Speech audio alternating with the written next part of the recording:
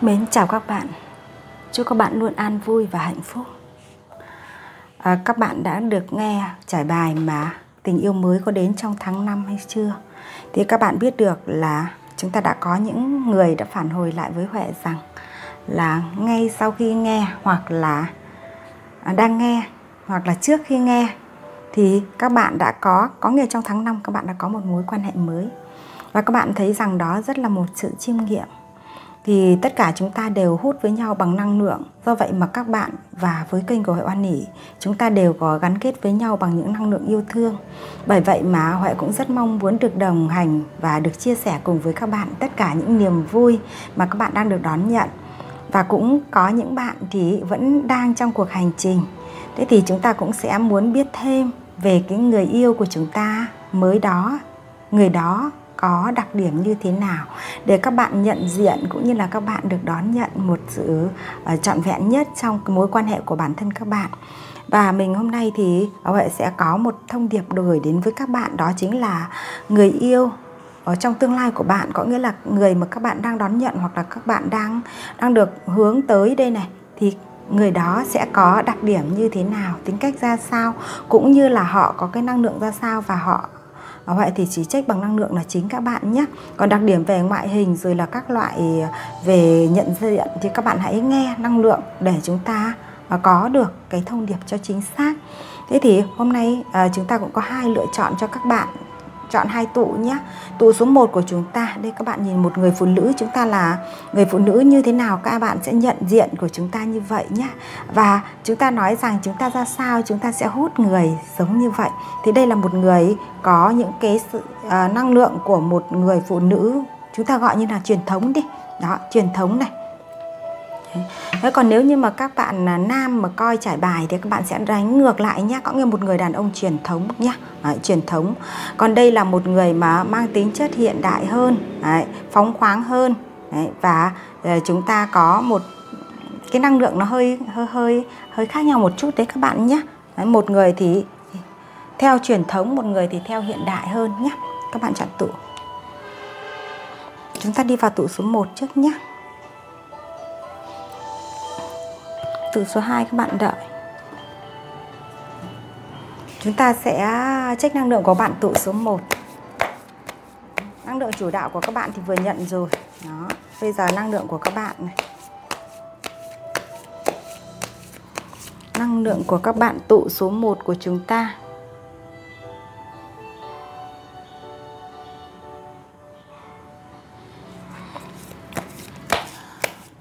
Mến chào các bạn tụ 1 nhé. Khi các bạn mà lần đầu tiên biết đến kênh của Huệ thì các bạn hãy đăng ký kênh và ấn chuông đăng ký để chúng ta có những video mới các bạn sẽ được đón nhận ngay các bạn nhé. Năng lượng của các bạn tụ 1 của chúng ta ngày hôm nay. Bản thân các bạn là một người có cái lối sống theo sự truyền thống, theo năng lượng của những người mà coi sự bình dị, dung hòa, bao dung, độ lượng và mang tất cả những giá trị mà của khuôn mẫu để đặt lên con người của các bạn.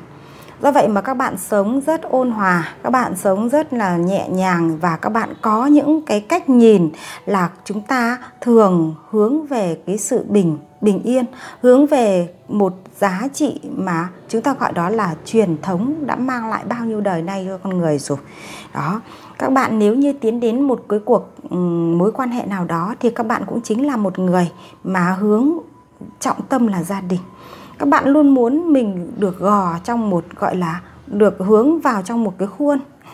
Bởi vậy mà bản thân của các bạn mang một cái năng lượng bình an là như vậy nhé. Các bạn có nghĩa là muốn mình trong một cái khuôn, ở trong một cộng đồng, trong một xã hội là chúng ta đã hướng mình, có nghĩa là tình yêu gắn với hôn nhân ấy. Đó, các bạn nghĩ là như vậy. Và trong bản thân của các bạn thì có cái năng lượng của sự bao dung, năng lượng của giá trị mà hy sinh, năng lượng của giá trị mà cam chịu. Đấy, có nghĩa là có tất cả những cái giá trị mà các bạn đạt được như vậy. Thế thì hiện nay các bạn cũng đang hướng đến một cái tình yêu mới. Và cái tình yêu mới của các bạn đó thì các bạn cũng đang mong rằng nó sẽ đáp ứng được những cái tiêu chí, tiêu chuẩn mà các bạn đang hướng tới, đang đặt ra. Thì Huệ nhìn thấy rằng năng lượng của các bạn thực ra là các bạn cũng đã trải qua, cũng đã có những cái lúc mà các bạn cảm thấy rằng trong cái tình trường của chúng ta, nó có những sự mang lại cho chúng ta chưa thấu rõ được bản thân mình. Và các bạn cũng biết được là năng lượng của các bạn thực ra nó luôn luôn mang cái giá trị truyền thống như vậy, nên các bạn luôn có một cái sự nhìn về quá khứ là nhiều. Có nghĩa là các bạn sống trong quá khứ nhiều hơn so với sống ở hiện tại nhá. Đấy, nên là các bạn hay là cái người bị đấu tranh tư tưởng rất là lớn. Ai đến với các bạn hoặc là các bạn có mở lòng ra với ai thì các bạn cũng là một người mà soi xét, suy xét rất kỹ. Và nhiều khi là các bạn không dám mở lòng bước tới một mối quan hệ, mà các bạn còn suy xét rất nhiều để xem là có đúng với cái tiêu chí mà mình đang đặt ra hay không. Do vậy mà cái đấu tranh trong bạn nó cũng rất là nhiều nhé. Nhưng mà hiện nay thì với cái năng lượng xưa là như vậy, nhưng năng lượng hiện nay thì các bạn có một cái sự chuyển biến hơn. Sự chuyển biến hơn đó là các bạn đã biết cởi mở tấm lòng của mình ra để giúp cho các bạn đón nhận được một cái cảm xúc mới rồi nhé. Đó, thì những bạn mà đang trong cái năng lượng đó thì các bạn có nghĩa là các bạn đã có sự sẵn sàng đón nhận một cái mối quan hệ mới. Thế thì nếu như mà các bạn đã đón nhận được trong vòng những cái tháng ngày vừa qua thì các bạn sẽ nhận diện cái bản thân mình. Còn nếu không thì các bạn cũng sẽ đang được đón nhé, đang được đón rồi. Thế thì bây giờ Huệ sẽ xem là cái người mà chúng ta đang hướng đến với các bạn đấy, họ ra sao nhé, họ ra sao. Vũ trụ cho biết là người yêu của những bạn trong tụ 1 của chúng ta, họ có những giá trị ra sao? Họ có những giá trị ra sao?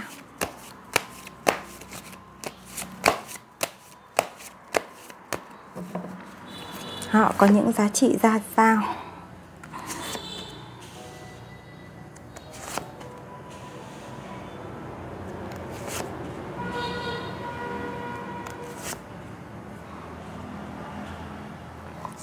Với những người đang đến với các bạn trong tụ số 1, hoặc là người ta đã đến với các bạn rồi, có nghĩa là người tình yêu mới của các bạn đó, thì thực ra là họ là một người mà cũng có cái nét tương đồng với các bạn, cũng là một người được lựa chọn trong cuộc sống của người ta, cũng là sự truyền thống các bạn nhé. Như vậy hai bạn cũng rất là có cái tương đồng với nhau, tương đồng về quan điểm sống, đó là có một cái nền tảng giá trị tương đồng rồi. Đấy, họ cũng rất là truyền thống, họ cũng rất là có những năng lượng của một người mà mang những nét của những người hướng đến gia đình các bạn nhé. Họ cũng hướng đến gia đình, họ muốn đến với ai đó, họ cũng hướng đến là một cuộc sống gia đình. Và họ cũng chính là một cái người được giáo dục, đào tạo trong một khuôn mẫu, một giá trị mà người ta gọi đó là nét văn hóa của gia đình, của dòng họ của họ, hay nói cách khác là của dân tộc. Đó. Và họ cũng là một người mà được giáo dưỡng, tu dưỡng, rèn luyện trong những cái môi trường có liên quan đến sự phát triển truyền thống của con người, của xã hội chúng ta. Bởi vậy mà hai bạn đến khi gặp nhau, cái nét lớn nhất mà chúng ta được đón nhận với nhau đó là chúng ta đã có một cái nền tảng giáo dục hoặc là nền tảng đạo đức tương đồng nhau các bạn nhé, nền tảng tương đồng nhau. Như vậy cũng chính là một cái điều cũng rất là tốt, bởi vì chúng ta dựa trên những cái nét tương đồng chúng ta mới định ra được cái mục tiêu cuộc sống của mình. Đó cũng chính là rất là tốt. Nhưng bản thân của người này Huệ nhìn thấy rằng họ cũng là một người có một cái sự nghiêm khắc đối với chính bản thân của họ. Họ được tu dưỡng, được rèn luyện, và họ cũng chính là cái người rất nghiêm khắc với cái năng lượng cũng như là với cái giá trị mà họ đang có, họ cũng rất là nghiêm khắc. Và con người này thì họ đã có sự trải nghiệm về cuộc sống của họ rồi. Họ trải nghiệm về giá trị tổn thương trong chuyện tình cảm. Có thể họ đã từ bỏ một mối quan hệ nào đó, và mối quan hệ đó thì thực sự là đã có sự gắn kết sâu sắc với họ rồi. Nhưng họ vẫn phải bỏ, hay nói cách khác họ vẫn phải rời đi. Đó, và cái sự rời đi đó mang lại cho họ cũng rất nhiều tổn thương các bạn nhé. Đây, tổn thương đây. Đó. Và sự tổn thương này không phải chỉ về thân đâu, mà còn cả về tâm trí của họ nữa. Nên họ là một người mà đã có trải nghiệm về cuộc sống, đó là về tình yêu trong cuộc sống của họ. Thì họ đã có những bài học, có những giá trị kinh nghiệm.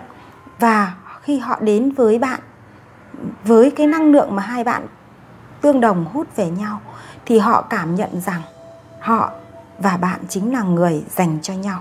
Đó, chính là người dành cho nhau. Và con người này thì khi họ đến họ cũng rất là nghiêm túc các bạn nhé. Họ rất là nghiêm túc. Họ nhìn thấy rằng chính bạn là một trong những cái niềm tin, ngôi sao hy vọng, và là một cái nguồn ánh sáng để giúp cho họ vượt qua được những cái năng lượng của bóng tối trong tình cảm xúc của họ. Thực ra là họ đã rất tổn thương rồi, họ rất đau đớn rồi, thì họ mới phải bùa rời đi thôi. Người này thì sống theo truyền thống mà. Có thể trong những gia đình đã có những cái điều mà người ta cảm thấy rằng nó bất đồng lâu rồi, rồi là bị giả dối, phản bội, hoặc là bị cái gì đó, thì họ mới có cái năng lượng mà nó tổn thương như thế này. Nhưng họ vẫn cứ với cái giá trị truyền thống thì họ vẫn cứ muốn giữ. Họ giữ, nhưng đến khi mà họ không giữ được nữa thì họ phải buông. Đó, có nghĩa là người này cũng sống giống như chúng ta nói rằng bên ngoài thì nhìn thấy rằng nó rất là vỏ bọc rất là tốt, nhưng mà bên trong thì nó đã không còn cái giá trị như thế nữa rồi. Đó, thế nhưng người này thì vẫn muốn giữ. Thế nhưng mà thực ra là cuộc sống thì khi người ta đã quá sức chịu đựng rồi thì con người ta cũng phải có sự buông thôi. Đó, cái gì mà chúng ta cầm mà chúng ta thấy rằng nó nặng quá, hoặc là cầm mà thấy rằng nó đau quá, thì cũng vẫn phải buông thôi. Thì con người này là đang bước trong như thế nhé các bạn. Nhưng khi năng lượng của bạn với cái sự bao dung, bác ái và sự của một người mang lại cho họ cái sự bình an như kia, thì họ vẫn tin rằng họ sẽ có được cái cuộc sống như vậy. Và họ sẽ bằng những cái giá trị, họ sẽ vượt qua, họ sẽ đấu tranh, họ sẽ vượt qua để đến được với cái nguồn ánh sáng mà bạn đang hướng cho họ tới. Đó, thế thì bạn nhìn thấy rằng cái người mà cái năng lượng của họ đang bước đến các bạn nó là như vậy nhé. Thế thì bây giờ mình sẽ tiếp xem vậy cái người mà đang đến với các bạn nó cũng có cái trường năng lượng tương đồng với các bạn như vậy, cũng có những cái sự trải qua những cái giá trị tổn thương như vậy, thì họ và bạn đến với nhau. Người này thì họ thấy rằng họ khi đã đến là họ rất là chân thành đấy. Họ là một người được sinh trưởng phát triển trong một môi trường có cái nền tu dưỡng mang giá trị của, giống như là của truyền thống chúng ta gọi đó là nhân lễ nghĩa chí tín. Có nghĩa là trong đạo giáo của chúng ta đấy, chúng ta có một cái người mà được phát triển trong cái môi trường đó. Nên khi mà gặp họ thì họ cũng không có cái sự lãng mạn lắm đâu các bạn nhé. Những người này không lãng mạn lắm đâu. Họ là một người sống thực tế. Họ là một người nghĩ và hành động nó tương đồng với nhau. Họ không có lãng mạn quá. Nhưng các bạn thấy rằng như vậy thì có lẽ sẽ phù hợp với lại các bạn chọn tụ 1, bởi vì các bạn cũng là một cái người mà cũng mang cái năng lượng của cái sự vững chãi như vậy. Đó, đấy, các bạn nhìn thấy cái người này nhé. Đó, thế thì bây giờ chúng ta sẽ xem tiếp rằng khi họ đến bên bạn thì cái tình cảm họ dành cho bạn như thế nào nhé. Tình cảm họ dành cho bạn như thế nào.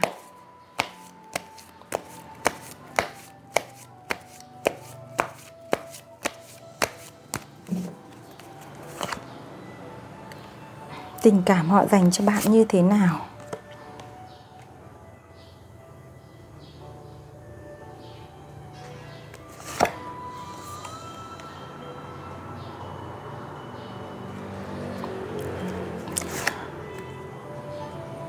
Đấy, chúng ta nhìn xem.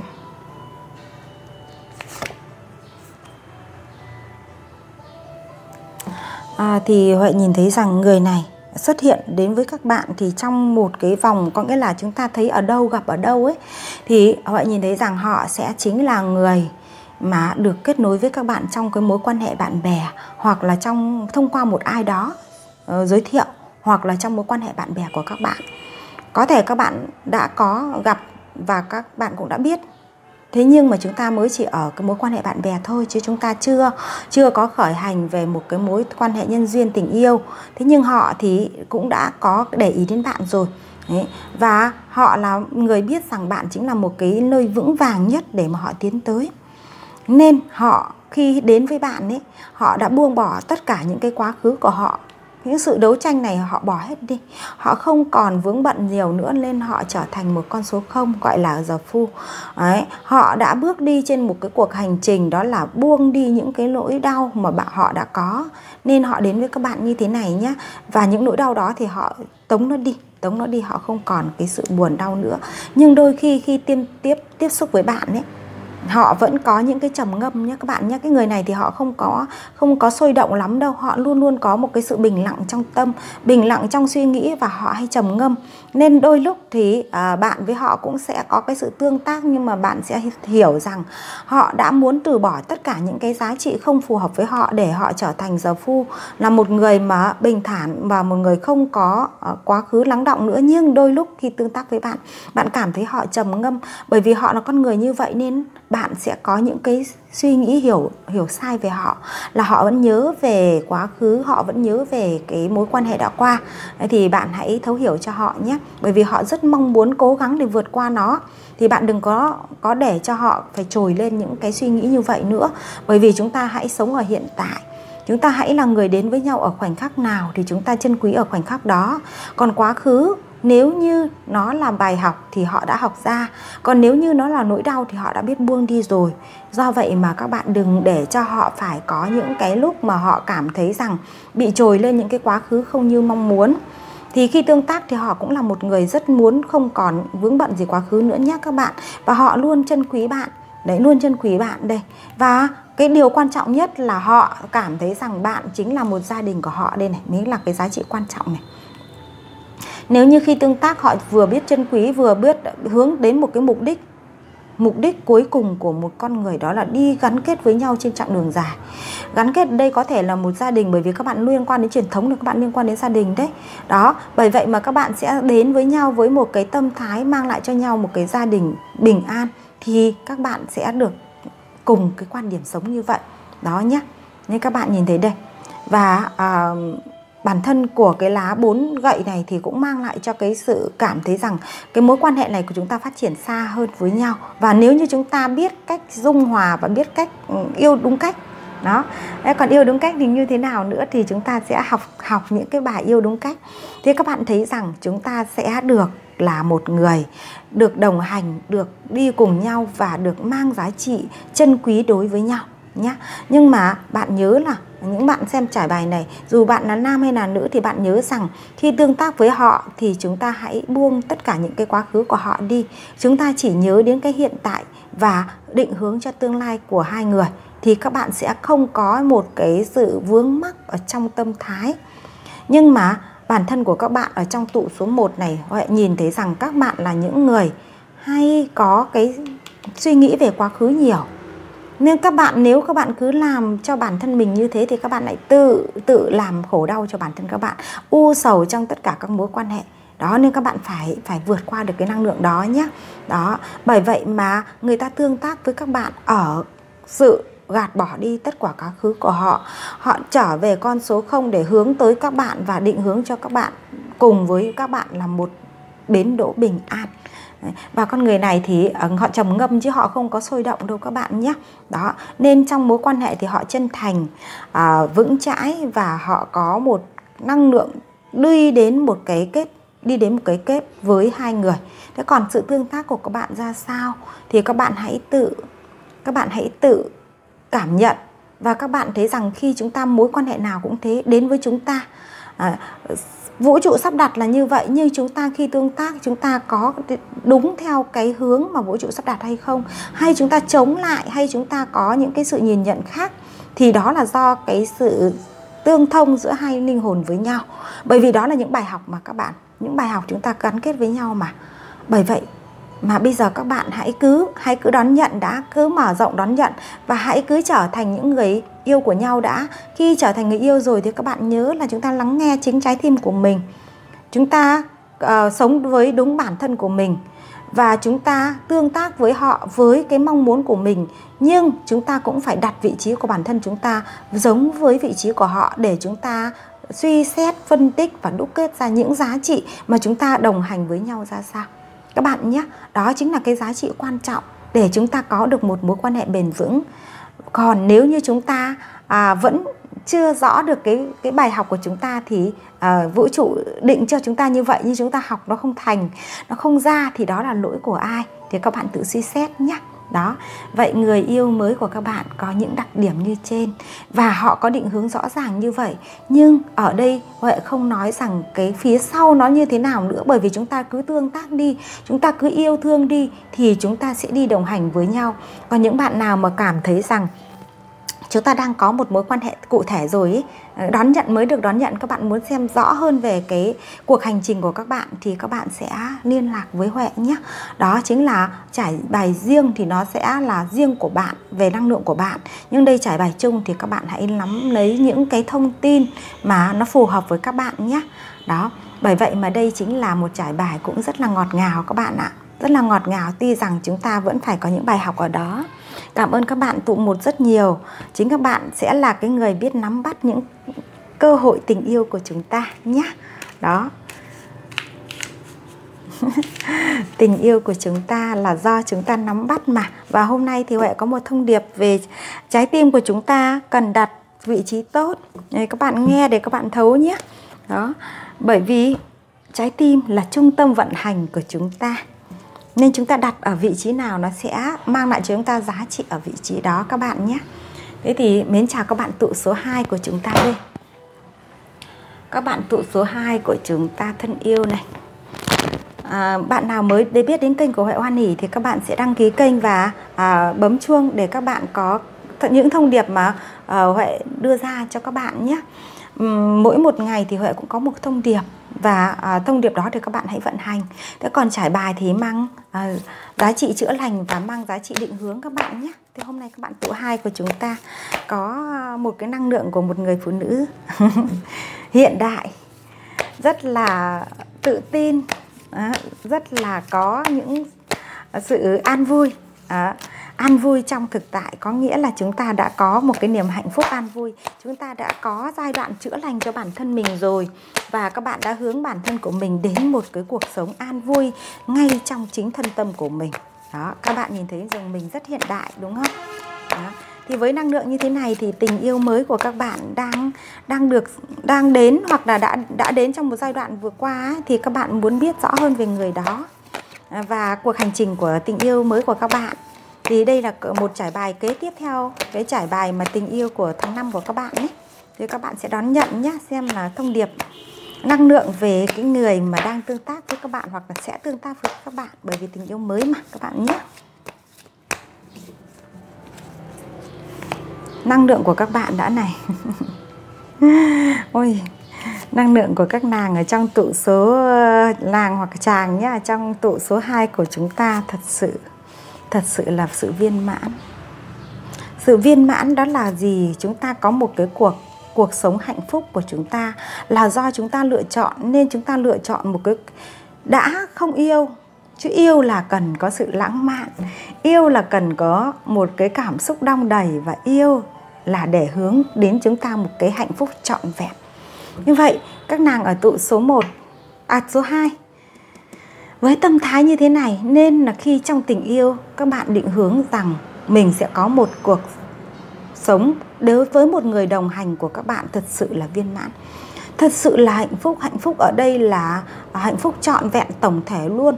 Đó, cả về tiền tài các bạn nhé, cả về tiền tài, cả về tâm thái, cả về mọi giá trị xung quanh của các bạn nó đều phải trọn vẹn. Đó, vậy các bạn có mục tiêu mục tiêu khát vọng của các bạn rất là xứng tầm với các bạn, gọi là xứng tầm, xứng đáng với các bạn. Chúng ta có quyền được mong cầu mà, được lựa chọn mà. Đó, và các bạn biết không, các bạn là người sống rất lãng mạn. Trong tình yêu các bạn rất lãng mạn. Các bạn muốn người đến với các bạn cũng lãng mạn như các bạn ấy, cũng rất là phải lãng mạn, cũng rất là cần phải có gọi là để thỏa mãn hết, thỏa mãn từ tế bào luôn, thỏa mãn từ tất cả những cái giá trị về các giác quan của các bạn luôn. Có nghĩa là các bạn cảm thấy rằng như thế mới là hạnh phúc đó. Và các bạn đã có trong tụ 2 của chúng ta, Huệ cũng luôn luôn nhìn thấy cái lá bài nó liên quan đến cái tiềm thức của các bạn. Các bạn là người đã trải qua rất nhiều kiếp. Các bạn cũng trải qua rất nhiều những sự thăng trầm, và các bạn luôn lựa chọn cái mối quan hệ là gọi hôm nay Huệ đến cái bài này, Huệ lại có cái sự nói lắp một chút. Các bạn biết rằng là các bạn thông qua những bài học về tình trường, về đường trường tình ấy, để các bạn phát triển bản thân của các bạn. Do vậy mà tiêu chí của các bạn đối với một người bạn tình của các bạn cũng rất là cao. Và khi các bạn cảm thấy rằng các bạn không còn phù hợp là các bạn có thể sẵn sàng từ bỏ luôn. Bởi vậy mà các bạn cũng đã trải qua không ít những cái sự trắc trở trong chuyện tình duyên đó nhá. Bởi vì tính khí của các bạn nó như vậy mà. Các bạn đến thì phải trọn vẹn, còn không thì là từ bỏ. Các bạn không có lụy tình nhiều đâu nhá. Và Huệ nhìn thấy rằng các bạn cũng đã có một số bạn nhé, một số bạn, còn các bạn cảm nhận xem đã có những cái mối quan hệ 3 người, nên các bạn đã không còn đồng hành nữa và các bạn gạt đi, các bạn bỏ đi. Bởi vì chúng ta đâu có sự đặt chúng ta vào vị thế phải lựa chọn, đặt chúng ta vào vị thế để làm cho chúng ta bị tổn thương. Chúng ta không làm điều đó, chúng ta gạt đi và chúng ta bước đi. Cho dù ở những mối quan hệ đó các bạn cũng có những trải nghiệm yêu thương rất là tha thiết. Bởi vì các bạn là sinh ra để trải nghiệm về tình yêu mà, nên các bạn yêu thương tha thiết. Nhưng khi không cần thiết thì lại dửng dưng như nước lạnh. Đó, các bạn có cái tâm thái đó nhé, nên các bạn mới có sự sung túc trong cái cuộc sống của các bạn. Về bên ngoài thì có thể các bạn chưa có vật chất nhiều, nhưng mà bên trong của các bạn thì nó đã đầy đủ lắm rồi. Nó đầy đủ bởi vì các bạn biết đủ mà, các bạn biết yêu thương mà. Đó nhé, các bạn tụ 2 của chúng ta như vậy nhé. Bây giờ Huệ xem tiếp cho các bạn. Vậy người mà đang hướng tới các bạn, cũng như các bạn đang được vũ trụ sắp đặt một cái mối nhân duyên mới, hoặc là các bạn đã có rồi nhé. Bởi vì trong cái giai đoạn mà Huệ đọc bài thì có thể được vài bữa rồi đấy. Đó, thì tùy theo nhé, gọi là mới thì người đó sẽ như thế nào các bạn nhé. Người đó có như thế nào, Huệ chỉ đọc năng lượng của họ để các bạn cảm nhận nhé. Còn chúng ta ở đây có rất nhiều người cùng nghe, cùng theo dõi thì chúng ta đâu có biết được miêu tả một ai chính xác được, đúng không các bạn? Còn các bạn muốn chính xác thì hãy trải bài riêng với Huệ nhé.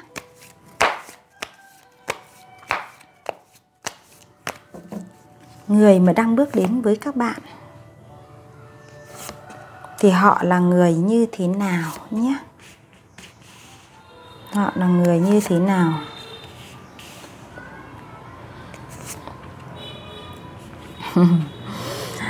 Người này thì Huệ nhìn thấy rằng năng lượng ở đây là năng lượng nam là chính. Do vậy người này là một cái người sống rất là cảm xúc, rất là yêu thương. Và họ cũng là một trong những người mà sự lãng mạn thì rất là tuyệt vời.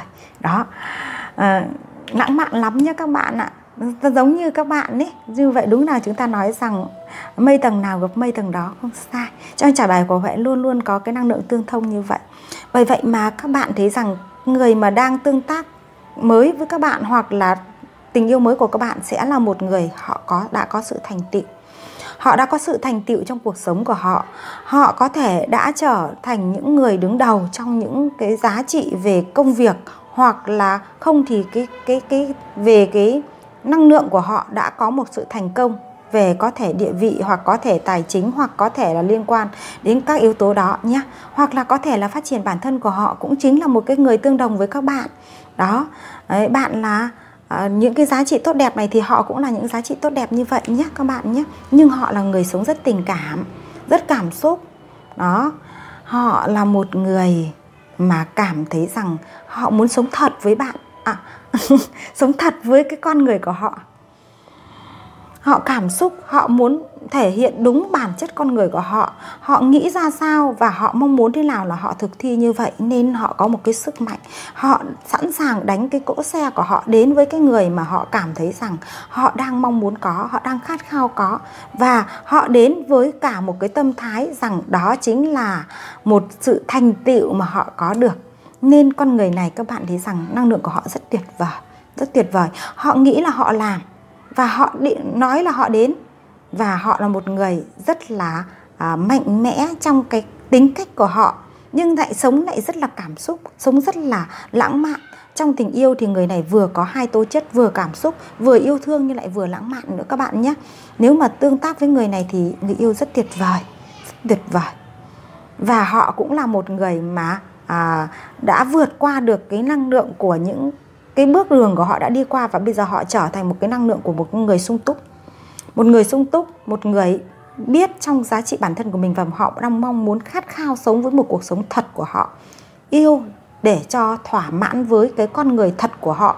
Chứ không phải vì yêu để mà mang đến cho họ một cái ngụy biện bên ngoài. Hoặc là để cho xã hội đánh giá. Hoặc là để cho người khác nhìn vào. Họ không như vậy. Yêu là để cảm xúc, thỏa mãn cái năng lượng bên trong. Đó là cái hạnh phúc từ bên trong của họ. Như vậy hai người cũng có quan điểm tương đồng nhau ấy chứ, đúng không các bạn? Quan điểm tương đồng nhau rất rõ ràng luôn. Yêu là phải như vậy. Yêu là phải cùng đồng hành với nhau và mang những giá trị hạnh phúc cho nhau.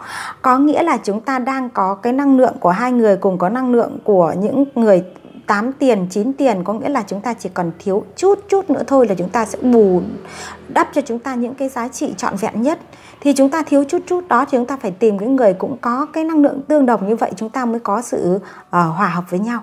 Chứ còn bây giờ chúng ta đang ở cái năng lượng tốt như này mà chúng ta lại đi tiếp cận đón nhận một người một năng lượng rất là thấp, họ sẽ kéo mình xuống. Do vậy người này cũng rất là, sự lựa chọn của hai người rất là hợp nhau. Rất là hợp nhau thật. Đó. Và các bạn biết không?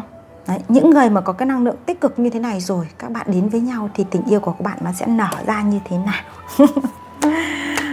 Năng lượng rất là tuyệt vời các bạn nhé. Dù các bạn là nam xem trải bài này thì cái người đối phương của các bạn ấy, người ta cũng là cái người có cái năng lượng tích cực tốt đẹp như vậy.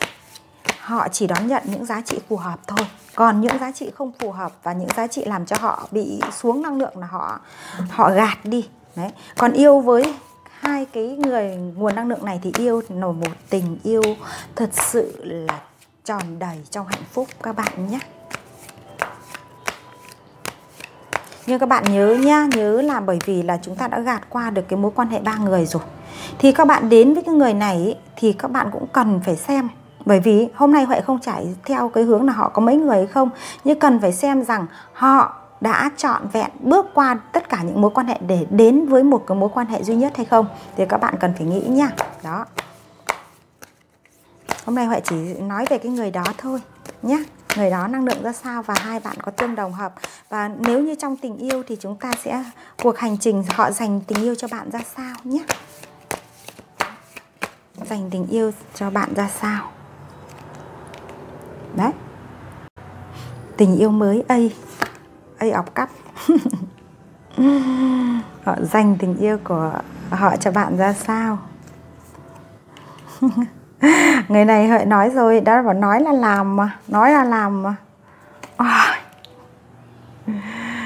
Tuyệt vời chưa các bạn? Nên trong hôm nay trải bài số 2 như thế này thì Huệ chẳng khẳng định rằng các bạn bước tới một cái mối quan hệ yêu đương như thế này thì ngọt ngào lắm các bạn ơi. Ngọt ngào, lãng mạn và lại mãnh liệt nữa chứ. Đấy, các bạn nhìn đây. Họ trân quý, yêu thương cái giá trị cảm xúc. Đấy, họ trân quý yêu thương, họ nâng niu nó nhé, nâng niu nó. Cho dù chúng ta đã trải qua những cái sự không như ý, bất như ý của các mối quan hệ cũ, nhưng khi họ đến với một mối quan hệ mới, họ luôn luôn có sự trân quý các bạn nhé, trân quý. Họ là một người có sự khai mở, khai thông trí tuệ rồi nên họ mới có cái năng lượng như thế này. Và bạn cũng như vậy mà. Đấy nhá, các bạn đều có cái tương đồng nhau về cái giá trị liên quan đến trí tuệ, khai mở, khai thông. Các bạn có thể sẵn sàng đi trên những cái cuộc hành trình khó nhưng miễn là các bạn cảm thấy hạnh phúc bên nhau. Đó các bạn thấy nhá. Và người này thì đến với các bạn với một cái sự chúng ta gọi đó là như là mũi tên ấy. bắn đến là đến luôn. Đó, đến là đến luôn, rất là nhanh. Đến để mà đạt được sự hạnh phúc đong đầy từ hai bên. Đây các bạn nhìn đây, các bạn nắm tay nhau để trao cho nhau giá trị cân bằng. Bởi vì các bạn năng lượng rất tích cực, rất yêu thương như vậy nên các bạn trao cho nhau rất cân bằng. Và họ rất vững vàng các bạn nhé. Đến với mối quan hệ này thì họ rất vững vàng. Rất vững vàng để làm bờ vai, để là nơi bình an để cho các bạn được hạnh phúc. Và họ cũng cảm nhận được điều đó đối với bạn mà. Nên là khi hai bạn đến với nhau, cầm tay nhau với cái niềm hạnh phúc đong đầy và được nắm chặt bên nhau, đi cùng nhau để các bạn có sự yêu thương với nhau. Đó. Như vậy với cái năng lượng như thế này thì các bạn rất xứng và rất mong muốn rằng cái vũ trụ ơi, cảm ơn vũ trụ rất nhiều bởi vì đã gắn kết cho các bạn tụ hai trong kênh của Huệ Oan Hỷ có một cái giá trị mà đạt được như vậy. Nhưng các bạn khi nghe nhé, các bạn phải nhìn năng lượng của chúng ta này, chúng ta mới đón nhận như này nhé các bạn nhé. Còn bạn nào bảo là em chọn tụ hai nhưng em không thấy cái người như vậy thì các bạn phải xem năng lượng của mình nhé. Bởi vì các bạn chúng ta đã nói với nhau rồi, khi ta đốt là chúng ta không bói đâu nhé. Huệ không bao giờ bói cả, mà đây chỉ là những thông điệp mang tính chất là truyền dẫn và chỉ đường cũng như là chữa lành cho các bạn. Bởi vậy mà các bạn nghe tarot là nghe để phát triển bản thân, nghe tarot để chữa lành cho thân và tâm mình, đặc biệt là tâm là trái tim của mình đấy. Thì các bạn chữa lành được. Và các bạn ở trường năng lượng nào thì vũ trụ sẽ ban cho các bạn những cái giá trị tương đồng với bạn ở đó. Như vậy là khi bạn nghe thấy cái năng lượng của bạn như thế này thì vũ trụ sẽ ban cho bạn như thế này các bạn nhé. Vậy một cái tình yêu Huệ gọi đó là viên mãn thì đúng hơn. Viên mãn thì đúng hơn. Một tình yêu rất ngọt ngào và viên mãn. Và các bạn nhớ rằng là trong tình yêu thì chúng ta đừng có phân biệt tuổi tác nhé. Tuổi tác không quan trọng mà quan trọng hai linh hồn chúng ta ở cạnh nhau, chúng ta được yêu thương nhau, chúng ta được trọn vẹn với nhau và chúng ta được trao tặng tất cả những cái giá trị mà chúng ta mong muốn chỉ trao cho người ta thôi. Đó, thì cái điều đó là cái điều mãn nguyện nhất. Còn chúng ta bảo rằng người ta phải hình thức, người ta phải thế nọ kia, cái đấy là tiêu chuẩn của mỗi bạn nhé. Còn Huệ thì dẫn năng lượng đó, người ta có những cái năng lượng như vậy nhé. Thì các bạn sẽ là người biết nắm bắt và biết phát triển bản thân mình, biết đặt trái tim của mình đúng nơi đúng chỗ thì trái tim của chúng ta sẽ hạnh phúc. Và khi trái tim của chúng ta hạnh phúc thì chúng ta sẽ có một cuộc đời viên mãn. Cảm ơn các bạn tụ hai rất nhiều và các bạn hãy comment ở phía dưới, có nghĩa là để giúp cho các bạn trải nghiệm ra sao nhé. Huệ rất muốn là sự trải nghiệm của các bạn đấy nhé. Cảm ơn các bạn rất nhiều. Hẹn gặp lại các bạn ở các trải bài tiếp theo.